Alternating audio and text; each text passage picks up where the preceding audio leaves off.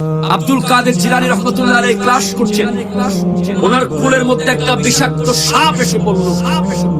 ওই সাপ বারবার নড়ে, কিছুক্ষণ ওনার দিকে আসে, কিছুক্ষণ মুখের দিকে যায়, কিন্তু আব্দুল কাদের জিলানী রহমাতুল্লাহ আলাইহি পড়াচ্ছেন। ছাত্ররা কাঁপাকাঁপি শুরু করলো,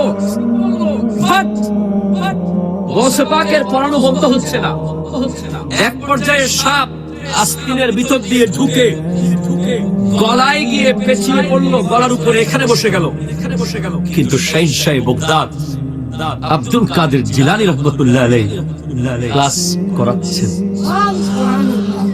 অনেক ছাত্র নড়ে চলে বসছে, সরে যেতে চায়, কিন্তু গৌসে পাক নড়ে না। কিছুক্ষণ পরে সাপ সামনে গিয়ে এইভাবে দাঁড়ায়। সাপের সাথে আব্দুল কাদের জিলানী রহমাতুল্লাহ আলাইহি কথা বলে।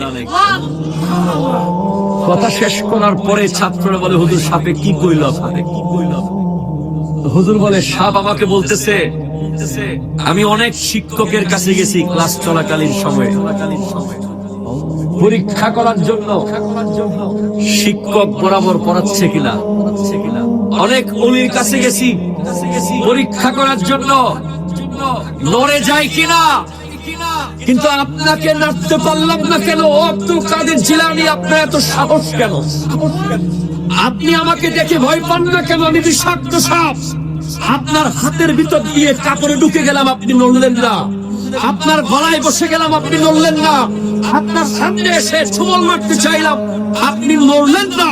তো গৌসে পাক বলছেন, আমি যে টপিকটা এখন ছাত্রদেরকে পড়াচ্ছি, এই টপিকটা হলো কাজা এবং কদর, যেগুলো নড়ে চলে একমাত্র আল্লাহর হুকুমে।